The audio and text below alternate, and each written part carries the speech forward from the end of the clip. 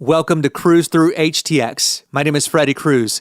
This episode was actually taped for a podcast called In the Business, hosted by my friends Juan and Anjelica. They're the husband-wife duo and owners of Big Oak Tree Media. Check them out at bigoaktreemedia.com. During this conversation, you're going to hear us talk about true stories of perseverance in the face of career setbacks, approaching teams with partnership and respect, the balance between entrepreneurial ambition and financial realities, personal growth through career changes and life experiences, and there are plenty of those between the three of us over the past few years, and so much more. If you enjoy this podcast, please leave Juan and Anjelica a review on your favorite podcast platform, and you can do the same for me as well. Please and thank you. Hi, I'm Ed Sheeran. This is Bruno Mars. Hey, it's Katy Perry. This is your man Flo Rida with Freddie Cruz. This is AJ Mitchell with Freddie Cruz. Freddie Cruz. Freddie Cruz. Tell your chico pick Mr. 305 and you already know what it is. My name is Freddie, and it's time to cruise through HTX. Welcome to another episode of In the Business with Juan and Anjelica. I am your host, Anjelica Casares, and on today's episode, I'm actually interviewing Juan and Freddie Cruz. Freddie Cruz, say hello to our audience. Hello to our audience. Freddie, tell us who you are. Yeah, I am a podcast agency owner who used to work in something called radio for a very long time. I know I don't look a day over 21. Thank you very much. But yeah, former corporate guy turned business owner after about 400 plus job rejections, 2 of which were with high profile radio stations here in the Houston area. I decided that I am 1,000% unhireable. So I looked at myself in the mirror and I said, Freddie, you're hired. I like that. So you were... He was a DJ. You were a DJ. You can tell by the voice. You know, You were a he sounds DJ. a lot more You were professional than us. Yeah, no, for sure. My voice, I'm just a guy. And you know, the experience after leaving was very humble. And I say 400 applications, 55 rejections. So most of them I didn't even hear from. And then like a handful of actual interviews that didn't turn out. They didn't work out. Yeah. Were the interviews directly back towards going back into... No. I two of the 2 high profile radio stations, which I'll tell you off the air. I didn't even hear back from them. Yeah. It's funny because I was gifted from somebody I admire very much. I was gifted from a friend an astrology reading, and she told me, "You're never going back." Oh wow! And the second job that I applied for with this high profile radio station, that was after the reading. And I'm like, well, let's see if she's right. She was right. She was right. She was right. Astrology. I had a best friend whose grandmother did tarot card readings, and it was freaky, like spot on the way she was. I'll never. Yeah. You want to have your mind blown? Okay. So, she was talking about the planets, and she had a whole graph. This is a Zoom reading. Oh wow! She had a whole graph. She shared the screen with me and had all the planets, and I guess when I was born, she had to know what time I was born. And so the other radio station that I tried to get a job with, it was at the end of my non-compete after I left KRBE. And so the end of my non-compete was June 30th. And I saw this opening with a certain radio station that plays country western music. And I knew 2 of the people that worked there. And I'm like, oh, I'm a shoo-in. I'm going to get this gig. I didn't get the gig. Lo and behold, at that time, a very high-level executive within that parent company passed away suddenly over the course of a weekend. And I didn't really put 2 and 2 together. I just thought, well, maybe they're going to take with something like that. And hiring for a high-profile position like that requires the higher ups getting involved. I mean, morning drive is nothing to bat an eye at. It's not like you're filling an overnight slot. Yeah. Right? Has to be a lot of intentional communication. And so fast forward to this reading, and she's talking about the planet Pluto in astrology. She says Pluto is a planet that will come in and destroy an entire industry. And when she said that, I was like, whoa. So that was one.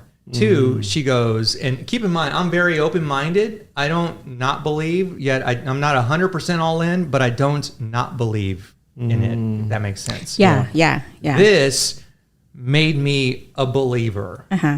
She says, Freddie, what you're going through right now, and this is after I left the corporate world at the end of 2021. So 2022, Freddie couldn't get a job.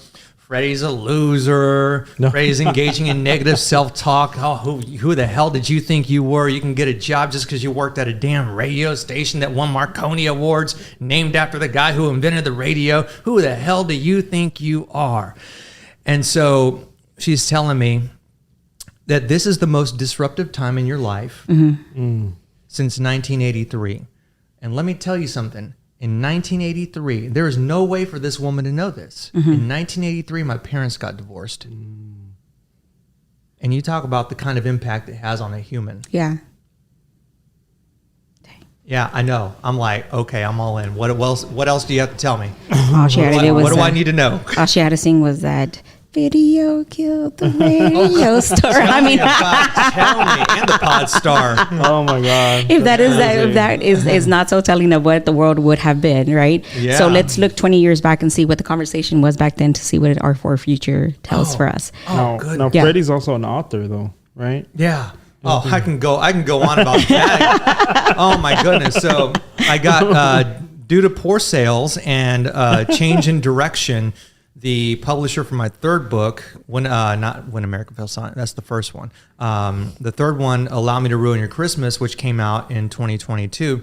The publisher dropped the book in November of last year. And I'm like, okay, so I'm not going to have a book to market for the holidays for 2023. Perfect. That's amazing. So I decided to narrate my own book and just drop it as a podcast. That way, anybody who might be interested could listen to the audio book version. So that was one. The second book, they canceled the DJ, which actually ironically came out when I left radio. And I didn't even mean for it to, that was like not intentional. Yeah. Totally not intentional. I wrote the book in 2020.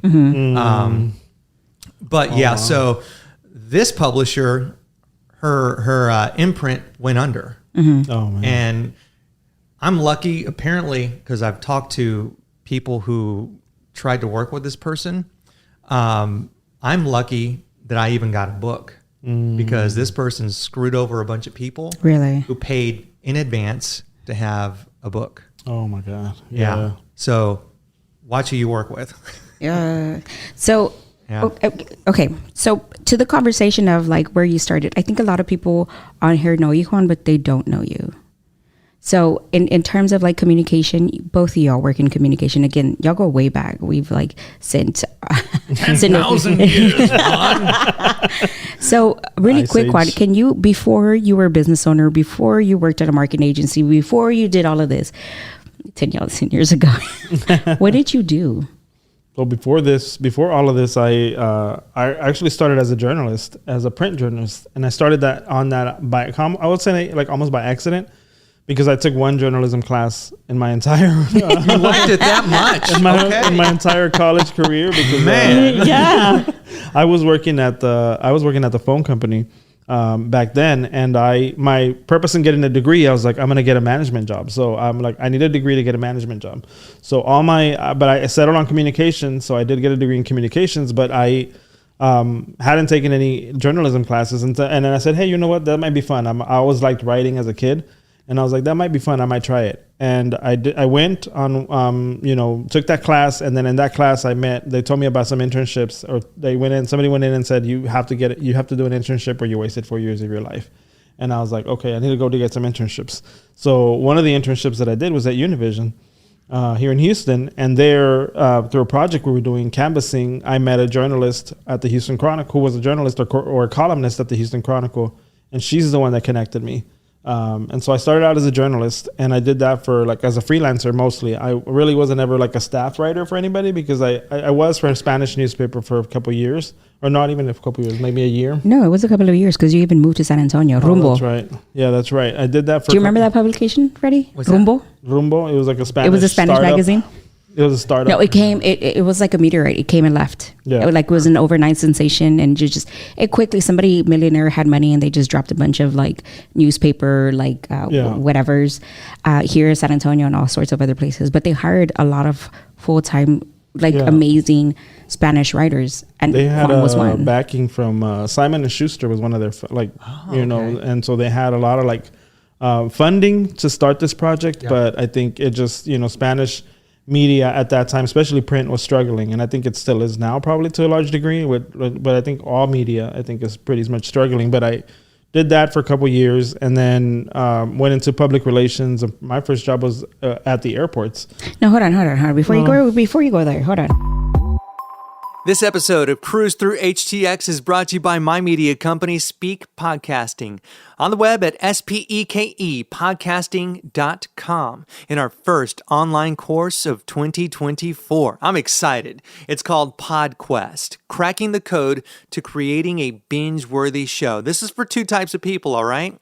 One, aspiring podcasters who want to launch their show on the right foot. And two, unfocused podcasters who know they're unfocused and they want to relaunch with a clearer and more concise vision for who their ideal listener is. It's futuristic, it's interactive, we got some really cool video content for you, and it's using storytelling techniques. As you know, I've written 3 novels over the past 5 years, and so this right here was super fun for the team and I to create. And we can't wait for you, the future podcaster or current unfocused podcaster, to enroll and take the course. Check it out at speakpodcasting.com/podquest. Why did you leave print? What? Why did you leave journalism? Oh, because of the cost. I think I had friends who were diehard journalists who I think were so in it for the love of being a journalist. That was never in it for the money. That was never me. I was like, I loved writing, and I loved writing about topics that I cared about. So I didn't want to go and be on a specific beat that I didn't care about. I didn't want to do that. So I think that was one part of it, is that I realized I'm not a diehard journalist. I think I'm a decent journalist, but I didn't think I was a diehard journalist. You're a storyteller. I thought I was more of a storyteller. And then I thought, the other thing was like, I wanted to make more income. So I was like, let me go find something else. And I had heard about PR, and I was like, well, I can try my hand at PR. Yeah. All right. Don't jump ahead, Juan. Don't jump ahead. He keeps trying to go to that main story. Freddie, you were a DJ. Is that something you always strive to be? Like Juan Juan has a story where he was in 5th grade and he wrote this as a story, and his teacher told him, that's amazing. And he was like, I'm going to be a journalist. He never thought he would, but the outcome was different. Mm-hmm. Was it the same trajectory for you, where you're like, I think I got a good voice, I'm going to do what I think? No, it really wasn't. So I credit Coach Swanson with crushing my dreams and setting me back on a reality course, that wasn't so pie in the sky. So I go back to 7th grade and a conversation that he had with us boys in the locker room after football practice on a very hot September afternoon. And the conversation went something like this. It was a long time ago. I'm pushing 50. Most of you will not play in the NFL. In fact, none of you will. 0.1% or whatever it is. I think it's like 0.0001%. I don't know what the exact damn stat is, but essentially none of you are going to play in the NFL, much less college. So do good in school. Like that was the message. Yeah. And so my dreams weren't necessarily crushed, but it really got me thinking. It got me thinking about what I could do, because I really liked football and I wanted to be like Bo Jackson, and I was nothing like Bo Jackson. I certainly did not run anywhere close to being fast. I can't see you as a football player. I was pudgy. I rode the pine so hard in high school, and this is not a lie. I rode the pine. So I ride the pine is a term of, it's a phrase for sitting the bench. At Conroe High School, I slid down the bench and got a huge splinter Oh no. in my butt cheek, and that was not fun. That was the end of your career? That was not the end of my career because I was a bench warmer who only played special teams. But to answer your question, it was one of those things where what can I do to be around football and baseball, and it was media. And so I wanted to be like the late great Bob Allen. And I'm going to tell you another story that blows your mind, because I think that there is a grand architect of the universe, and not to get like super spiritual, but there are no accidents. I wanted to be on TV so bad. I wanted to be like the late great Bob Allen. And I knew that getting into TV, you had to start in radio, because it was just, I was taught that it was a stepping stone. I got into radio and never got out. I went to college at Sam Houston State for my freshman year. Got an internship. This is how old I am. Got an internship with Kakukuka. Worked for free. And Gordy, the boogeyman, was like, "Why are you studying radio, TV, film if you already have a job in radio?" Oh. But I'm working for free. Yes or no? Do you have a job? Yes, I'm working in. Okay, yes, I'm working in radio. It's an internship, but yeah, I'm working in radio. Okay, so the conversation was essentially change your major, don't waste your parents' money. And so I moved back home, went to, and again, this is how old I was, North Harris Community College, which is now Montgomery. Went to North Harris, went to HCC, eventually got a marketing degree at U of H. So from 18 to 26, it took me, 8 years to get a marketing degree. Never got out of radio because I ended up getting a job at KRBE, and that was a lot of fun. So while everybody was spring breaking, it was like spring break and summer vacation all the time, because I was working there, and it was a lot of fun, and I was meeting famous people. And my girlfriend at the time, now my wife, was not impressed by it, so that was really cool. And so yeah, it was quite the ride. But to tell you about how I used to want to be like Bob Allen and be a sports anchor, I am on the board for a nonprofit. It's an equine rescue.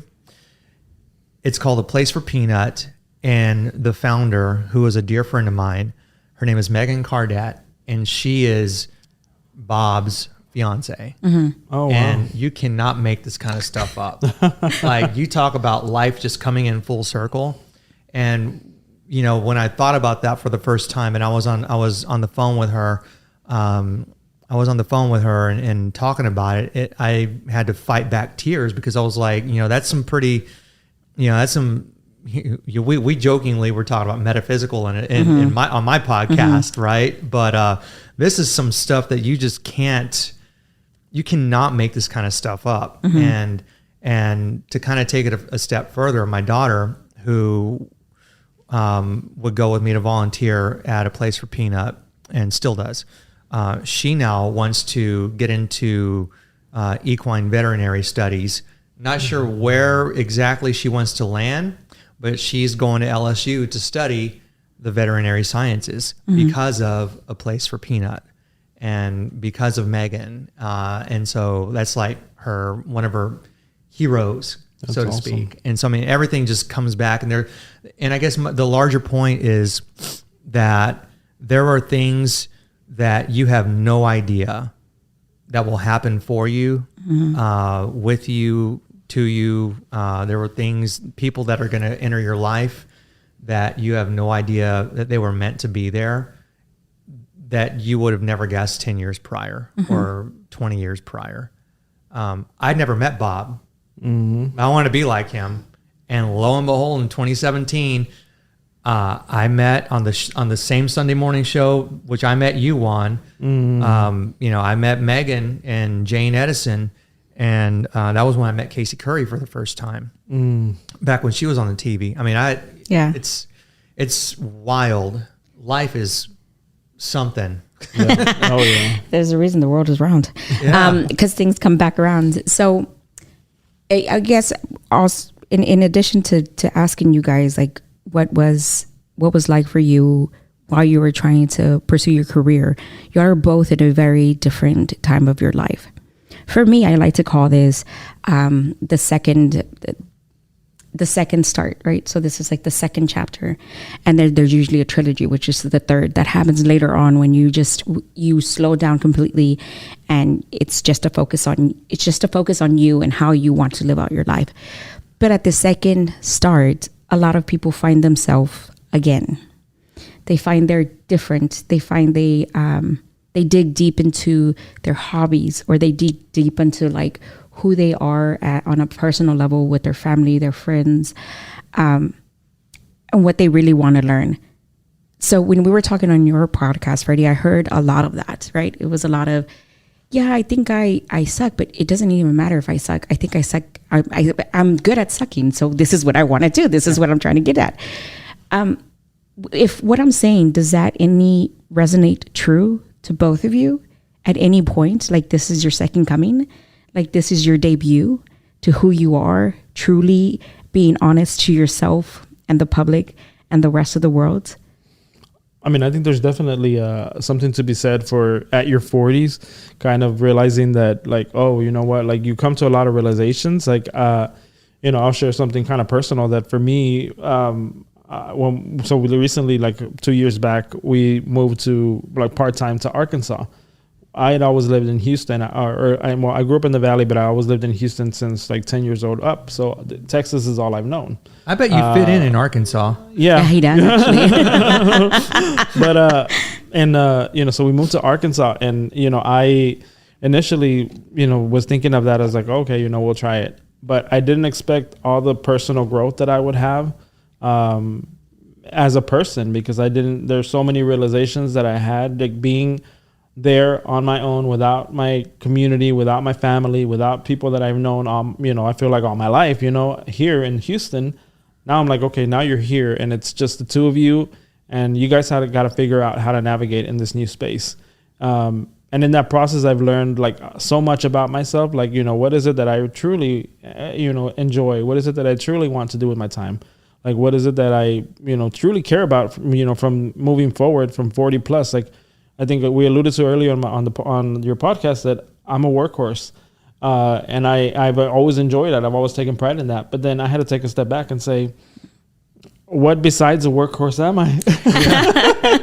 Yeah. And then I had to try to figure that out, and it wasn't easy to navigate. It was like, it was hard. And I told Angelica, I think at one point during the year, I was like, this is the first time that I actually feel like an adult, like in my entire life. Like I've always kind of been like, I know I'm an adult, I know I'm an adult. I've had responsibilities of an adult, from a very young age, but I never really truly felt like a moment where I was like, no, the buck stops with you. You got to make the hard decision. You got to have the hard conversations. You have to like, determine like how people are going to perceive you. And it's not, so it was a lot of that. So that was hard, because I was like, oh my God, like I actually am an adult, I'm the adult in the room now. Yeah. It's funny you say that, because I was just having this thought on the way up here to record with the two of you about how much I've had to grow up. And I don't think it was doing what I used to do, because it was top 40 radio and everything was, bubble gum and whatnot. I mean, I was very serious about my job. There was a lot of work and dedication goes into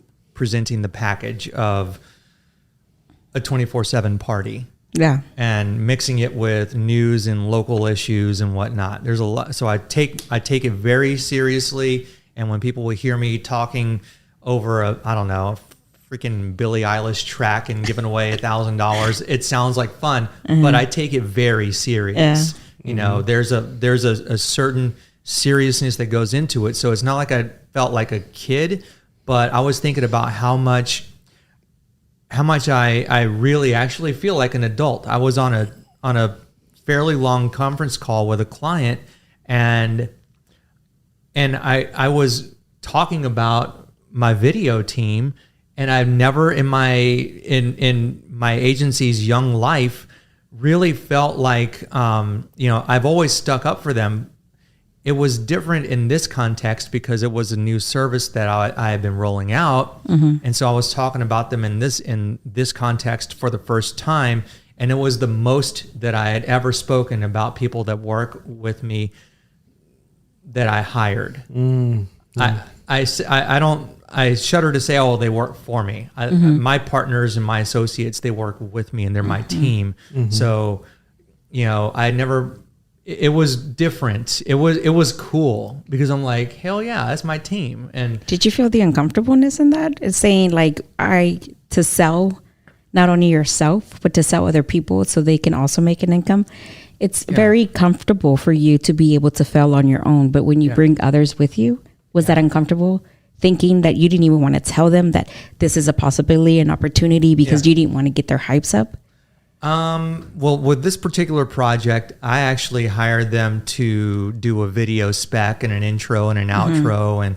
And it was like, well, let's not count on it because I don't know what their budget is, but I'm just going to shoot for the stars. And to me, it's like, if you shoot for the stars, maybe you'll land on the moon, and landing on the moon is amazing. Yeah. Because most people don't even shoot for the stars. Most people just live in this mundane averageness of like 9 to 5 and yawn, boring, you know? And I think that there's so much untapped potential within all of us that, if you don't shoot for the stars, why are you even here? What are you doing with your life? And so I told my team, I'm hiring you for this, but let's just not count on it. Yeah. But you talk about being uncomfortable with not, because you have to be able to pay your associates and your team.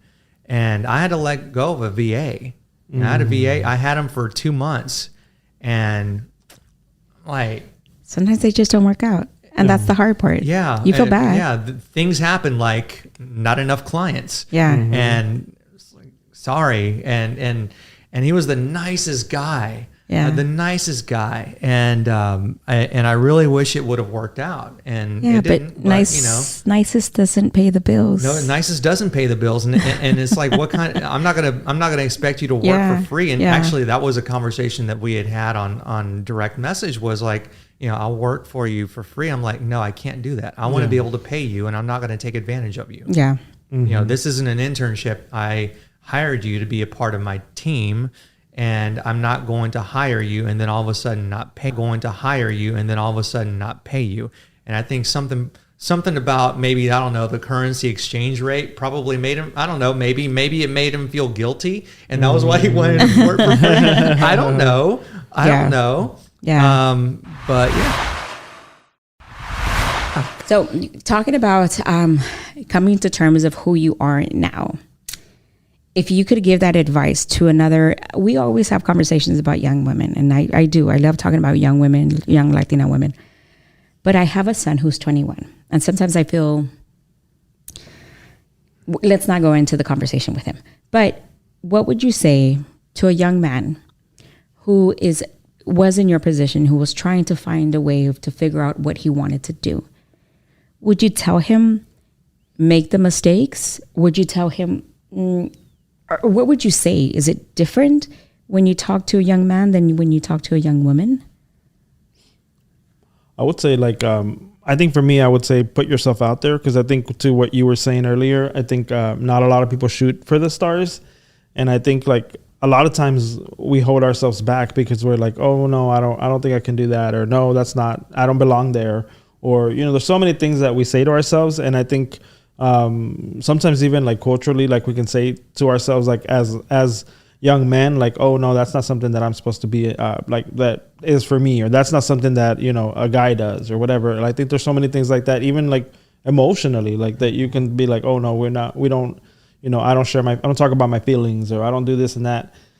And those are things that in the long run, like if you can get okay with like sharing your feelings, with like expressing yourself, it's going to benefit you so much more in life, in your career, if you're becoming an entrepreneur. But I think, along with that, just putting yourself out there, just going for it. I think if you're young, that's the time to do it, right? Don't wait till you're 40 and you're like, oh, let me just jump in. Although you can do it then too. Yeah. But you're just at so much of a bigger advantage if you do it early, because then you kind of learn the mistakes as you go. You know what you like, what you don't like. You figure out like, okay, like I'm pretty good at this, I'm probably not that great at that, and you kind of build from that. And I think that's what I would say. I don't know that there's a difference in how I would talk to, because I have an 18-year-old and a 19-year-old, and they're both girls, women, adults. I'm not That's old. hard. I'm not old, I promise. Okay, maybe I'm ancient. But I don't think I would talk to, if Kat and Angie were boys, I would tell them the same thing. I would tell them that it's okay to lose, and it's okay to lose over and over and over and over and over and over and over and over again. But the moment you give up is the moment that you really lost. It's the moment that it's absolutely not going to work out. That if you just give up and you have no, as much as I don't like the word hope, but I know that it's necessary in certain instances, but once you start to feel that hopelessness, it's gone. It's just, you got to find a reason why it is you want what you want. And so if you're wanting to go into real estate or have a restaurant, or if you're wanting to have a social media agency or a podcast or whatever, you have to be willing to do the work, to suck at doing the work, to suck even more at doing the work, to mess up at doing the work, to go back to sucking and being terrible, and to do it with no audience at all, because you don't know when that audience is going to show up. And the moment when you least expect it, you're going to end up with a win. And the experience and what I've found is that when you eventually do end up with a win, you don't get high on your own supply. So the constant losses and the constant setbacks is what helps you propel from one win to, all right, what's the next journey? Like now, okay, we got the big client. Now what? Yeah. Because,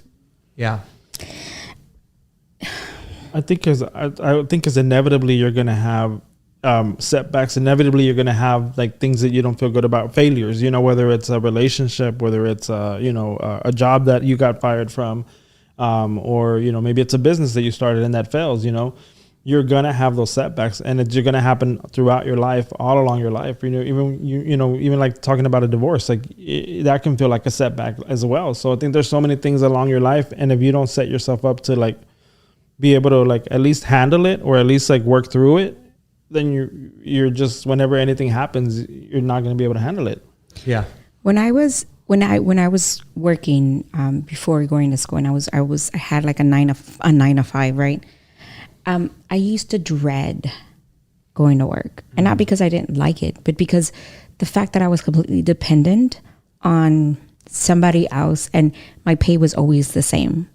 There wasn't a thrill behind it. It was very comfortable, but there wasn't any. I didn't know how to live in calmness. I like the chaos, and so I think for me specifically, because me and Juan are obviously in business together, but for me, the highlight of what we do today is the unexpected. I don't have to be somewhere specifically to do what I want to do. I can, if I wanted to, start and stop a project if I want to. So when we think about what that looks like, is that a dread? That's something that you dread with your day-to-day life, with this place that you don't want to go back to, that you don't want to see emerge again? I know it's a hard and it's a heavy question. Yeah. Freddie, let's start with you. Yeah, I'm thinking about it. So go ahead. I think working a 9 to 5, and I never really thought of it this way.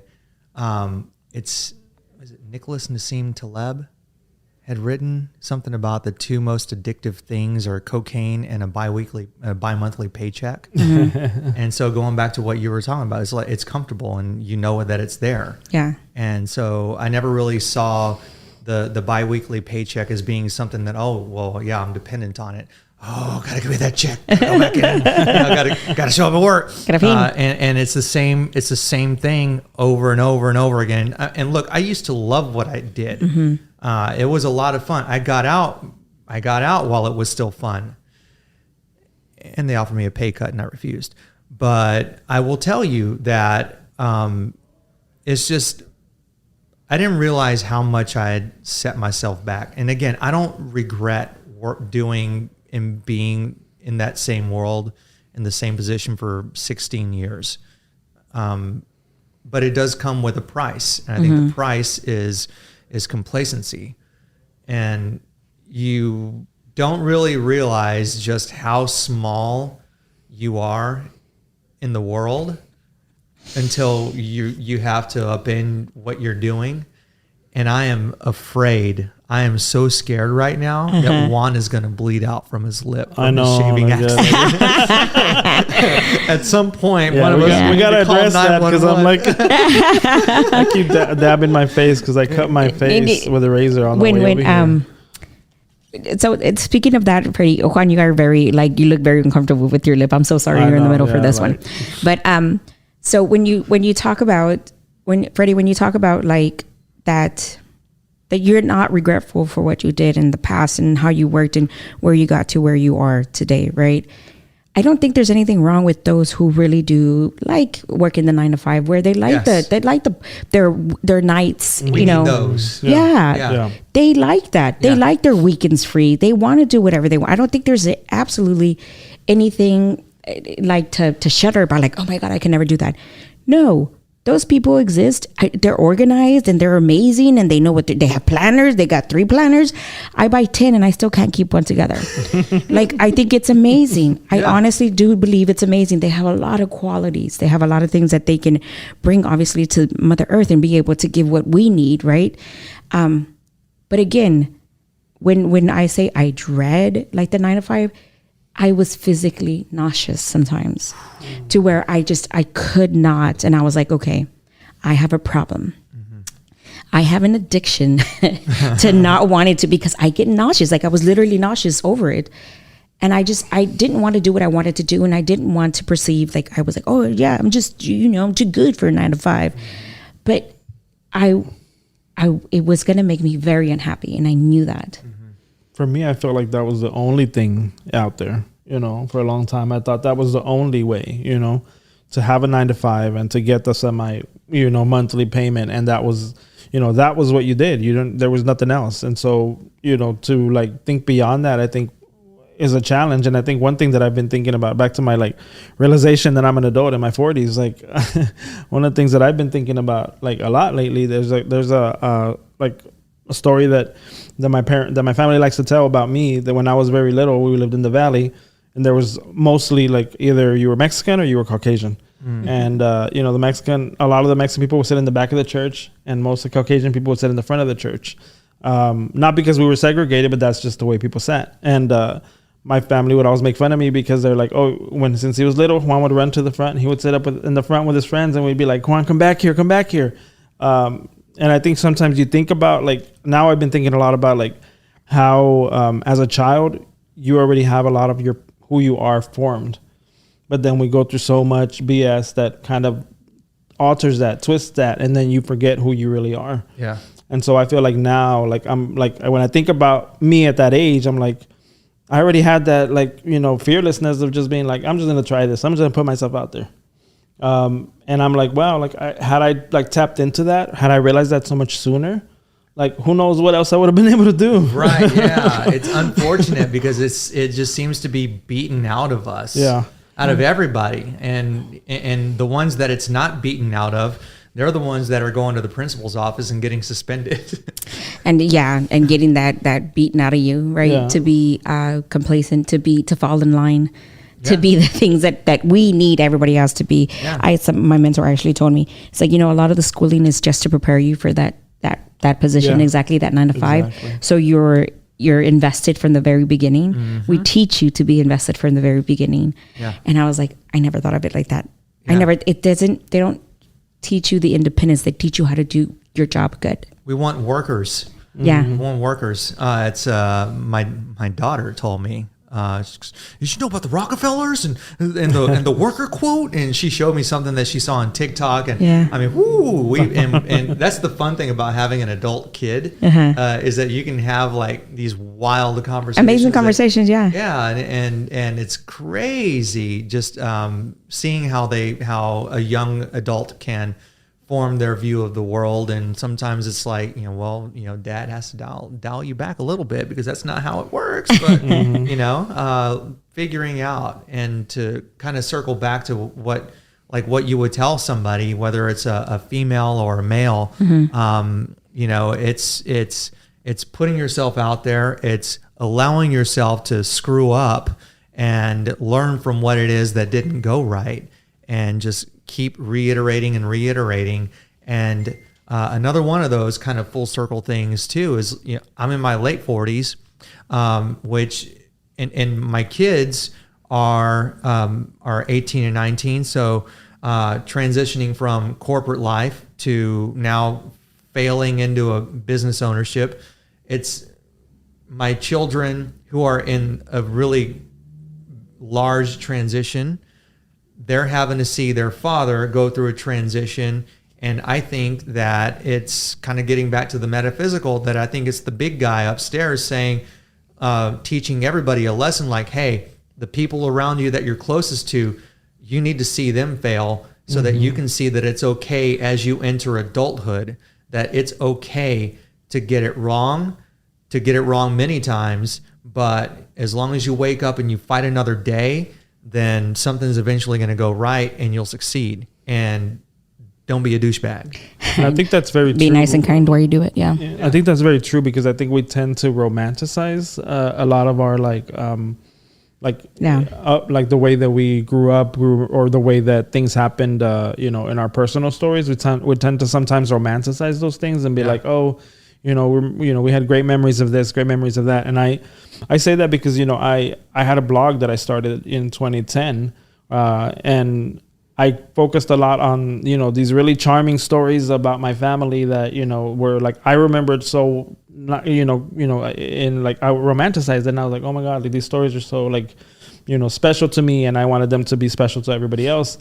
But I didn't like, there were things that happened that weren't great, and I never talked about those things. And I never put them out there because I didn't. I was in my own head, like kind of talking about like just the positive. And I think it's a disservice to yourself to not be able to like talk about and share like your full story, I think, or even to yourself, even if you don't do it publicly. But I think just for you to accept it, I think is part of your growth as well. Self-awareness. Yeah. A lot of the times I hear I've listened to a lot of entrepreneurial podcasts, and a lot of these kind of conversations that we have, they tend to romanticize also entrepreneurship, right? It's great. It's amazing. You just got to grind. You got to get up. You got to hustle. You got to do. Yeah. And I'm like, so I did that the first, year or two, and that kind of just spread me so thin that I inner exploded, right? So I imploded basically, and it wasn't good for life. It wasn't good for my family. It wasn't good for myself.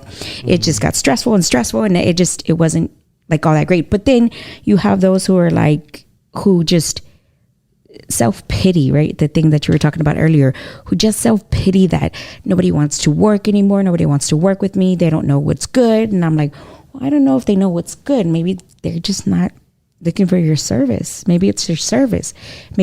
So how do we combat the fact that, it is entrepreneurship? Yes, it's exciting to be in entrepreneurship, but there's a honeymoon stage, and then you actually have to work, right? Because we got to make money. Yeah. So how do you stop working? Both of you guys have worked in the 9 to 5, and you're both entrepreneurs. There's such a vast difference. There's a big difference. There's a honeymoon when you first get the job, and you're like, oh my God, I'm getting paid to do this and to do what I like. And Juan was the same way. He was like, he's working in a big corporation, making really good money. And I was like, we went from a salary of like $30K a year for like a family of 3 to like almost, so there was a big difference. I was like, oh my God, I've never experienced living like this. And then I was trying to go to school, and it was a different life. But how do you, I guess to my questions, how do you like not do that, not romanticize, but then not be so, I want to say ignorant. Poopy pants? Yes. Yes. How do you like not be so negative about it either, about the 9 to 5, but you don't want to romanticize entrepreneurship either? What do you do? What do you tell the people? Because I want people to succeed in the entrepreneurship, obviously, right? Because you have to know when to say when. Yeah, I think it starts with, if you can't pay your bills, then you obviously have to go back to work. And, you know, You ever heard the term go for broke? go for broke. Go for broke. Where you all in until you go broke. Yeah. I don't think I don't think you have to do that. You know, and this goes back to romanticizing owning a business and being an entrepreneur and working with who you want, where you want, whenever the hell you want. And there are stories, and I'm sure you've heard them, where it's like, I was $30,000 in debt, and I couldn't pay the payroll, and then I made it through the valley of despair, and I'm here and pounding my chest as the 800-pound gorilla in my industry, and I'm just thinking to myself, you know what? I paid $2,500 to be at a booth at a trade show, and that hurt when none of my leads would email me back. And I don't know that and I didn't charge anything. Like, I paid cash for that. So I was very fortunate. I don't see myself going into any kind of debt just to make myself, it's like if the moment it starts to get to where I think we're going to have trouble paying bills, Freddie's going back to a 9-to-5, but you know, I talked about not going back into radio and not hearing from those people. But there was a moment where I thought I was going to have to go back to traditional work. I tried to get a job as a damn barista, and I did not hear back. And that was probably the lowest because, you know, I had told my wife, and look, we are not struggling. We're A-okay. And I told my wife that if I have to get a job overseas, working on an oil rig, apparently they get paid very well. Yeah, they do. Yeah. And that's why I say that. Yeah. It's like, if I have to get one of those jobs, I'll do it. Yeah. Like, I'm not above anything. Yeah. I'm just not.